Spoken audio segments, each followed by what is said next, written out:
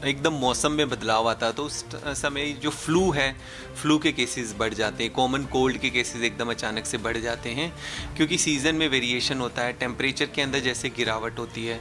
तो जो respiratory disease है, सांस संबंधित बीमारियां हैं, वो भी इसके अंदर काफ़ी ज़्यादा बढ़ जाती है। स्पेशली क्या होता है कि हम ज़्यादातर क्लोज्ड एटमॉस्फेयर के अंदर रहते हैं। जब क्लोज एटमॉस्फेयर में अगर कोई एक बंदा संक्रमित है, इन्फेक्शन है किसी को, तो फिर दूसरे को भी वो आराम से आसानी से स्प्रेड हो जाता है। बचाव की बात जो हमने कोविड के दौरान सारी सावधानियां बरतनी सीखी थी, वही यहाँ पर भी काम आएगी। जो वायरल वाली जितनी बीमारियां होती है उनके अंदर बॉडी एक तो होता ही होता है, जैसे मांसपेशियों में दर्द होता है और इसके अलावा शरीर में जिस तरह से पेन की शिकायत, हेडेक भी हो सकता है।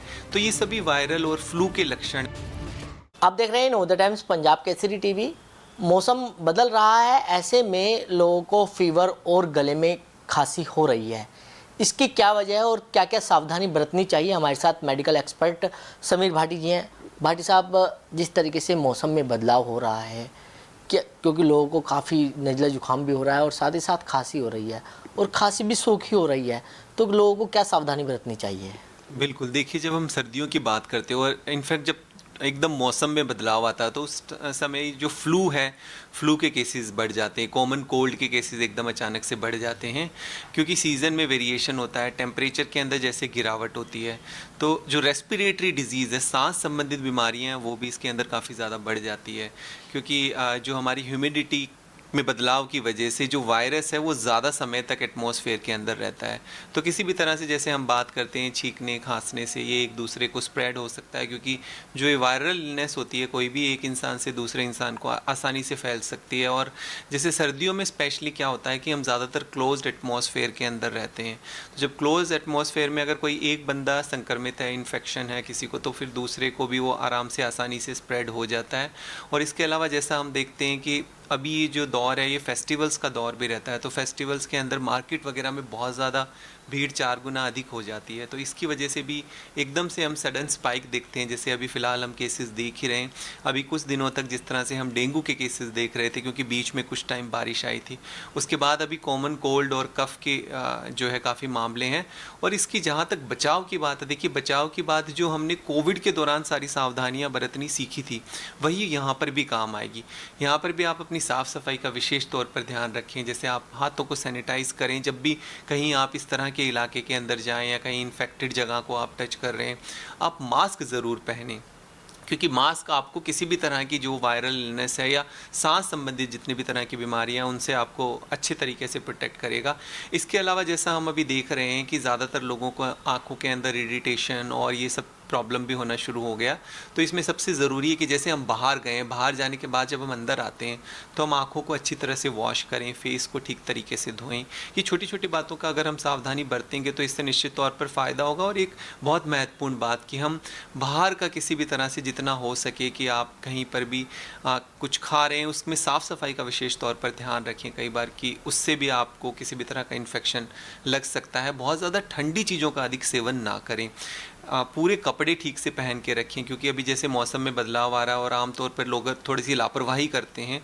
तो अभी से आप अपनी इस छोटी छोटी बातों का ध्यान रखेंगे तो काफ़ी हद तक जो सर्दियों में आने वाली बीमारियां उनसे आप बच सकते हैं। बुखार के साथ साथ सर बॉडी पेन भी जो है वो देखने को लिए मिल रहा है। बिल्कुल, लक्षणों के अंदर हम जैसे बात करें तो जो वायरल वाली जितनी बीमारियां होती है उनके अंदर बॉडी एक तो होता ही होता है, जैसे मांसपेशियों में दर्द होता है और इसके अलावा शरीर में जिस तरह से पेन की शिकायत, हेडेक भी हो सकता है। तो ये सभी वायरल और फ्लू के लक्षण हैं। और जैसा मैंने बताया कि अभी डेंगू कंपैरेटिवली कम हो गया पर कुछ कुछ डेंगू के केसेस भी हैं। पर इस तरह के कोई भी अगर आपको लक्षण हो, ख़ास तौर पे डेंगू में कुछ एक लक्षण है जो आपको डिफ्रेंशिएट करते हैं। उसमें सर में अचानक से काफ़ी ज़्यादा दर्द होता है और हाई ग्रेड फीवर होता है और आँख के पिछले हिस्से के अंदर दर्द होता है। इस तरह के कोई लक्षण हो तो डॉक्टर से बात करें क्योंकि कई बार आप नॉर्मल फ्लू और डेंगू के अंदर कंफ्यूज हो जाते हैं। तो एक बहुत सिंपल से टेस्ट से आप उसको डिफ्रेंशिएट कर सकते हैं। और जैसे कुछ कुछ कोविड के केसेस भी आ रहे हैं, अभी नई तरह का वेरिएंट आ रहा है, तो ये कई मिक्सचर ऑफ जो है फ्लू हैं कई तरह के। तो इसलिए ज़रूरी है कि अपने लक्षणों को ठीक से पहचानें और अपने डॉक्टर से बात करें ताकि ट्रीटमेंट उसके अकॉर्डिंगली आपका प्लान किया जा सके। और इसके अलावा फ्लू तो है ही है और सर्दियों के अंदर जैसा हम देखते हैं हमारे पास जो हार्ट के केसेस है वो काफ़ी ज़्यादा बढ़ जाते हैं, स्ट्रोक के केसेस काफ़ी ज़्यादा बढ़ जाते हैं, क्योंकि विंटर्स जैसे बढ़ती है लंग्स से रिलेटेड जितनी आपके फेफड़ों से सांस संबंधित बीमारियां वो काफ़ी ज़्यादा बढ़ जाती है। तो इसमें एक चीज़ तो ये है कि जिनको पहले से ऐसी बीमारियां हैं कि जिनको हार्ट प्रॉब्लम है, जिनको लंग्स से रिलेटेड कोई प्रॉब्लम है, या जिनको पहले कभी स्ट्रोक हुआ हो, ऐसा ये वाले लोग ख़ास तौर पे अपना विशेष ध्यान रखें, अपनी दवाइयों को किसी भी तरह से मिस ना करें। कि जो अस्थमा वाले लोग हैं वो अपनी दवाइयों को मिस ना करें, अपनी दवाइयाँ समय पर लें। और जिनको डायबिटीज़ वगैरह, अनकंट्रोल डायबिटीज़ है, हाइपरटेंशन है, किडनी की कोई प्रॉब्लम है, तो ये जितनी भी तरह की प्रॉब्लम है सर्दियों के अंदर अचानक से ये चीज़ें बढ़ जाती है और इनका आप विशेष तौर पर ध्यान रखें। दिवाली हो चुकी है सर, स्मोक भी देखने के लिए देखा, लेकिन जिस तरीके से जो AQI है वो वेरी पुअर कैटेगरी में पहुंच गया है, तो लोगों को इसको लेकर क्या सावधानी जो है बरतनी चाहिए? बिल्कुल बिल्कुल, देखिए जब हम एयर क्वालिटी इंडेक्स की बात करते हैं, ख़ास तौर पे शहरों के अंदर, दिल्ली NCR के अंदर बात करते हैं, तो पोल्यूशन लेवल में हमने दिवाली से पहले भी देखा था कि काफ़ी जो है पुअर क्वालिटी की जो है पोल्यूशन लेवल हो गया था, और अभी भी उसमें बढ़ोतरी हुई है। और उसके आगे आने वाले समय के अंदर देखते हैं कि एक तो पोल्यूशन और उसके अलावा जैसे टेम्परेचर के अंदर गिरावट, तो ये 2-3 चीज़ें मिल के जो हमारी सांस संबंधित जिनको डिजीज़ होती हैं उन लोगों के लिए काफ़ी प्रॉब्लम बढ़ सकती है। तो इसलिए वो विशेष तौर पर ध्यान रखें। जैसा मैंने आपको बताया कि एक अच्छी क्वालिटी का वो मास्क ज़रूर पहने।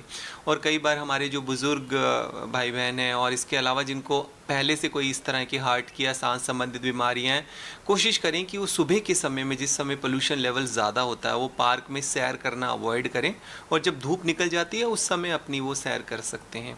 इसके अलावा कोई भी इस तरह का कोई भारी भरकम काम ना करें जिससे कि उनको ज़्यादा एग्जर्शन हो और उनकी प्रॉब्लम बढ़ जाए। इन छोटी छोटी बातों का ध्यान रखेंगे तो वो इन चीज़ों को अवॉइड कर सकते हैं।